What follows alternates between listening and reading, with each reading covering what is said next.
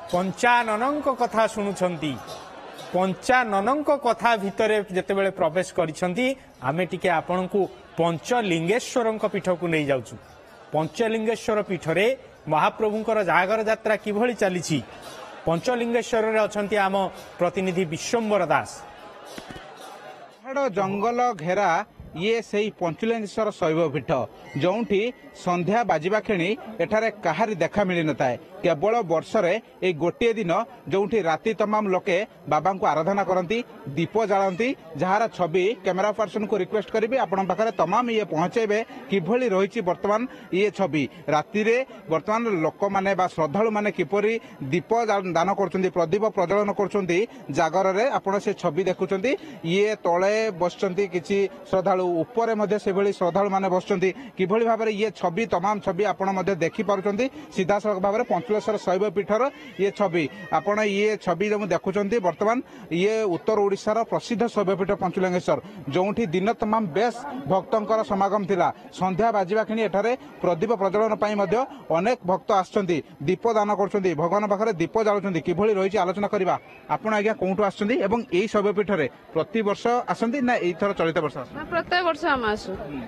प्रत्येक वर्ष जागर रात्र आसी दीप जालु कौन कई आसती जागर रात्र आसती हाँ आज्ञा राति आज्ञा बढ़िया सहित एटा ठंडा भी बढ़ुची जंगली जंतु भय ता भितर भी बाबा आराधना यही छुआ पिला परिवार नहीं कि प्रति वर्ष आम एठिक आसुचु ना आमको भय लगे आम घर यही पाखर आम पाखरे ये बाबा पूरा पाखे पाखे अच्छा आम डाक शुणुंट आम पिला माने आज जाइए बहुत दूर पहुँचले यही बाबा ये महिमार ना निश्चित भाव में बाबा पाखापाखि अच्छा तेणुक तो जंगली जंतुंकर भय ना ये छवि ही बयान कर भक्तर ये वार्ता ही किभली भाव में बाबा प्रति श्रद्धा रही ही बयान कर आलोचना भी करवा। आपण आज्ञा कौटू आसर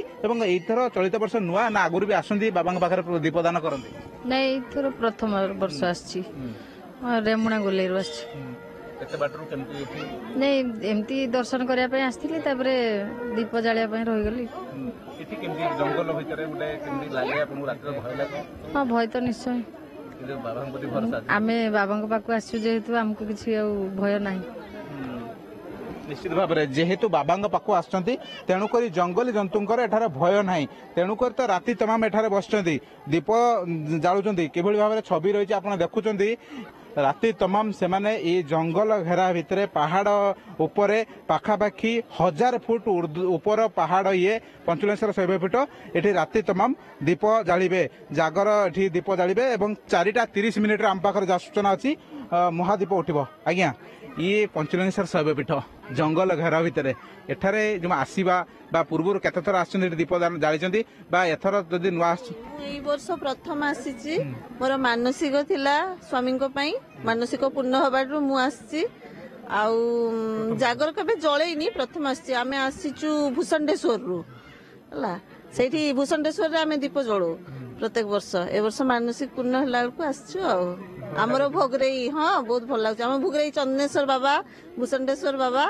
तांको पाखरे दीप जाळू तापरे आसी पंचलिंगेश्वर हाँ भय लागुची नहीं किसी भय नहीं बहुत शांति लगुच बढ़िया लगुच खुशी लगुच भल लगुच हाँ एठी भी प्रसिद्ध बाबा पंचलिंगेश्वर भी हमर बहुत प्रसिद्ध हमर भूषणेश्वर रे ए वर्ष लक्ष्य दीप जला होउची हाँ निश्चित भाव में बाबा भूषणेश्वर पीठर आसुँच महिमा लगी बाबा तेणुक तो मानसिक पूरण हो मानसिक धारी आसुँच प्रदीप प्रज्वलन कर जंगल घेरा भितर बाबा को आराधना राति तमाम केमती कौन रही मुहूर्त एवं बाबा को केमती कौन आराधना दिन में पूजा करथिला ना दिन में पूजा करथिले दिन में भूषणेश्वर पूजा करिकी पंचलिंगेश्वर को आसे तो भल लगुच बहुत फांका प्रशासन बहुत भल काम कर लाइट वाइट सब जलई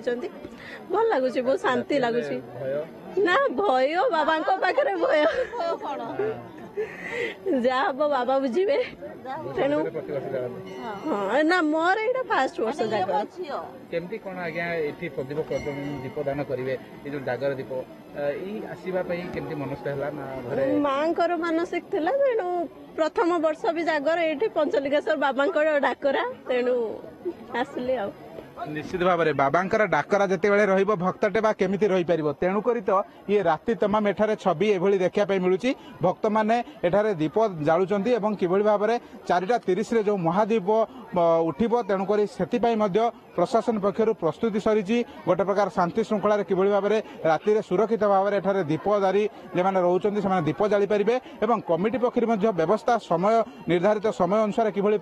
महादीप उठी परिबो सेति पई व्यवस्था करा हैची जहा सूचना आम पाखर अच्छी तेज एसबू भितर पहाड़ घेरा ये पंचलिंगेश्वर शैवपीठ बेस भक्तिमय हो पड़ी। नीलगिरी विश्वम्बर दास ओटीवी। पंचलिंगेश्वर पीठर दृश्य देखुले आपण एठी मध्य राति 4:30 महादीप उठिबार से समय निर्घंट होईची भक्त को कष्ट नाही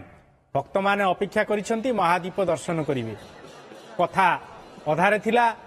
ये अभिषेकर कथा आकु सारिबा महाप्रभुंकर लिंगराजंकर जो अभिषेक कथा कहते वज्रपात हो जदि आप ठीक भाव में अभिषेक न करेंगे ये प्रकृत में कौन टे बुझे दिंतु केवल लिंगराज नुहति आपणकर शिव मंदिर को अभिषेक कथा कहुई लिंगराज महाप्रभु गुणातीत परम ब्रह्मंकर स्वरूप कृतिवास हेले मध्य कृतिवास लिंग तांकर मूल ना हूँ कृतिवास लिंग आम कहीदे कृतिवास क्षेत्र बोली कृतिवास ना से लिंग से निजे शिवंकर गोटे ना हूँ कृतिवास ये हरिहर किमिति हरिहर सुंदर भाव हरि एवं हर ये एक ये भाव को मध्य परिप्रकाश कराई आपण जो कथा सुंदर भाव में सुशांत बाबू पचारे जे 6 आंगुल 12 आंगुल भितर शिवलिंग जलधार बा क्षीर आपण ढालिबे नहले शिव को वज्रपात बोध हम से शास्त्रीय कहगला 12 आंगुल मूलंघ्य 12 अंगुल को अधिका लंघन करी अभिषेक करोति जह जे अभिषेक करे शिवदेहे वज्रपात भवत्येव न संशय शिव निजको वज्रपात मन करती। अच्छा जदि शिव गोटे जिनिस जन को आम सेवा प्रदान करवा ये 5टी जिनिस आज अच्छी ये हूँ श्रद्धा विश्वास सेवा समर्पण और त्याग ये 5टी पल्लव पंचमुखरे ये 5टी जिनिस को ग्रहण करते पंचानन कल शांतं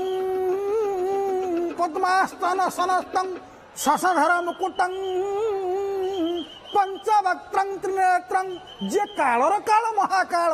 ध्यानर प्रथम कहगला शांतं पद्मासनस्थं पद्मासन रे जगतर कल्याण पाई जगतर उद्धार पाई जे ध्यानमग्न तपस्वी रूप में बसती आपड़ देखिए ये रुद्रंकर सृष्टि ये अपूर्व अंकर महिमा को ब्रह्मा इंद्र जानती भगवान विष्णु भेद करपारती ना ये महाप्रभुंकर महिमा को ये एपड़ी महिमामय आंकर महिमा आंकु ही जना जमी आप देखे उत्कल देश विषदेति रम्ये कृतिवास उत्कल देश विषदेति रम्ये कृतिवास नाम कृपावतीर्ण स्वर्णाचल नाथ मनाथ नाथं लिंगराजं सतमहं नमामि कहले उत्कल देश विषदेति रम्ये तेणु ये कृतिवास लिंग ये लिंगं को 666 ख्रीष्टाब्द शशांक नामक नृपति